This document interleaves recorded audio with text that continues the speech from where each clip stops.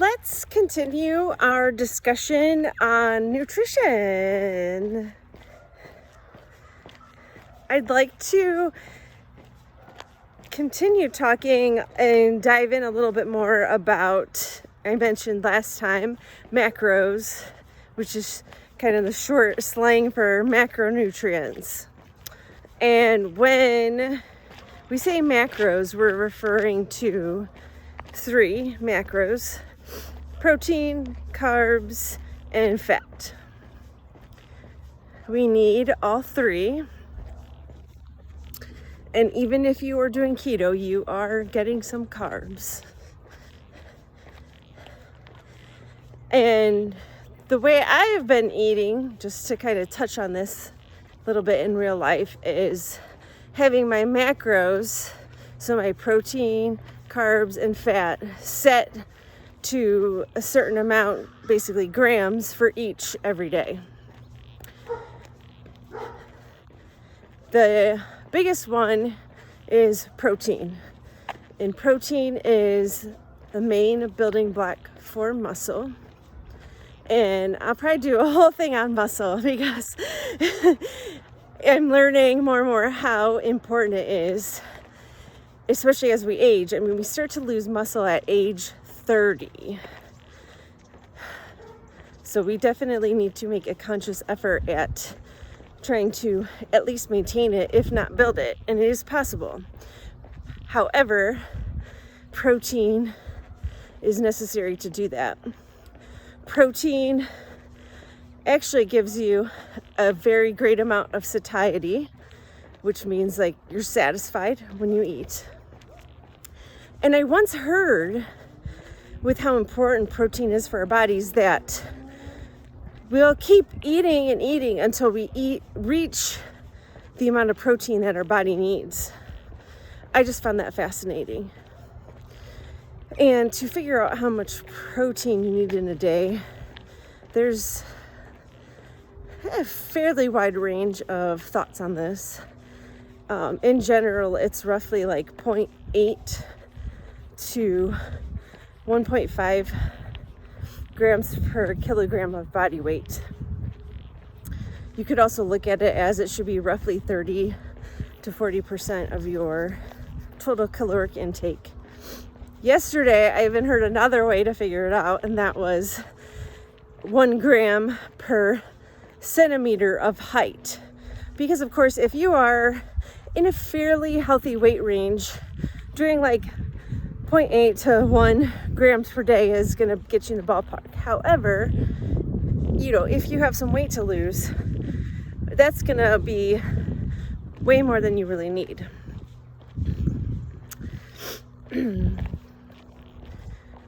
But that gives you a good starting point on how much protein we need. And there also recently was another article that came out, and I think it started at only maybe like 0.5 gram per kilogram of body weight that we really don't need. Like, we focus too much on protein and how much we need. But a lot of these lower numbers are basically somebody who is alive. I mean, we're talking like you're alive. You are not thriving. You're not exercising. You're not feeling optimal. And I'm sorry, but I want more than to just be alive. And I'm pretty sure you do too. The other interesting thing on that I read once was talking about how those amounts were brought up back in like around World War II times when they were doing food rationing. So obviously protein, we know, is like probably one of the more expensive things, we buy, especially, I mean, if you eat meat, you do know that meat, especially if you're looking for, better quality meats, it's pretty pricey. So that was also where some of those lower figures come from. Again, it was basically like, what does the basic human need to be alive as far as protein goes? We're not looking to just be alive. We are looking to thrive. So taking a look at how much protein you're eating. And personally, I'm not vegan or vegetarian. I know many folks out there who are. And again, that's not my job here is to debate that, but I do know it can make it a little more difficult to get your protein in. And there are certain ways to do that. I mean, personally, I also use a protein powder. Sometimes I use a whey protein powder, but then I also use one that is plant-based that I really like by Sun Warrior.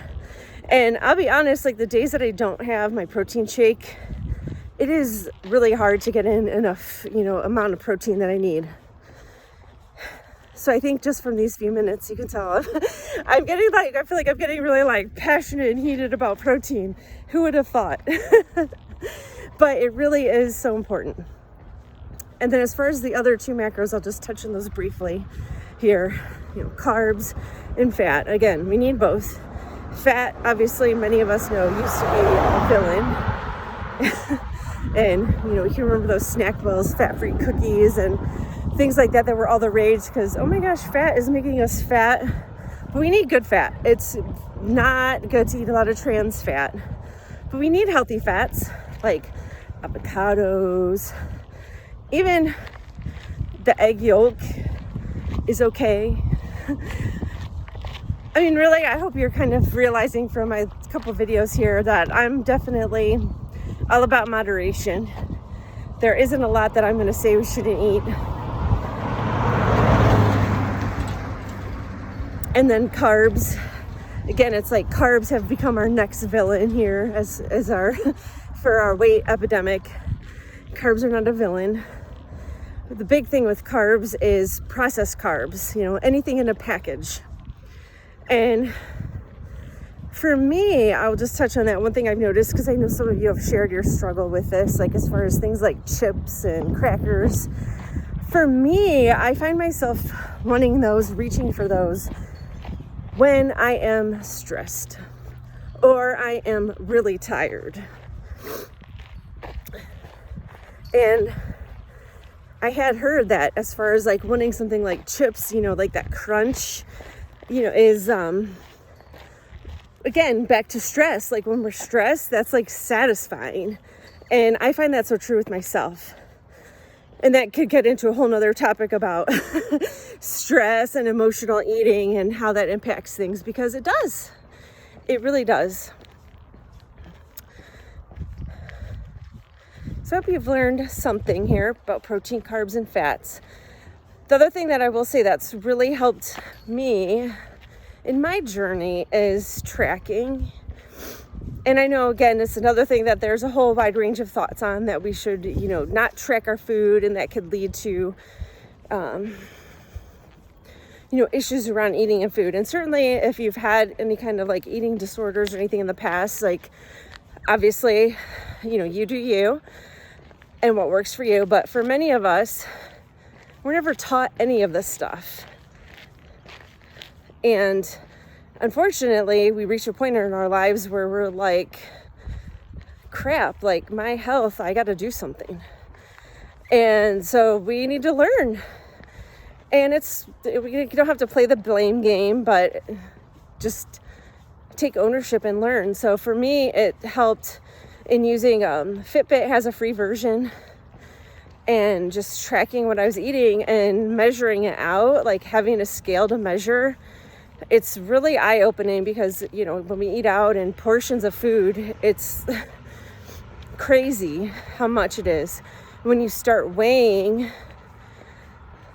your food and see like what a portion is or how many grams something is, it's really eye-opening and then helpful for you going forward. And then the goal is to get to a point where you don't have to measure everything you eat, and by eyeballing how much that is. As you can see, we still have a lot more to unpack with nutrition. It is a huge topic. So many, opinions out there. But again, like I said in my last video, it comes down to what works for you. Focusing on protein, carbs, and fats. Have a good one. Till next time.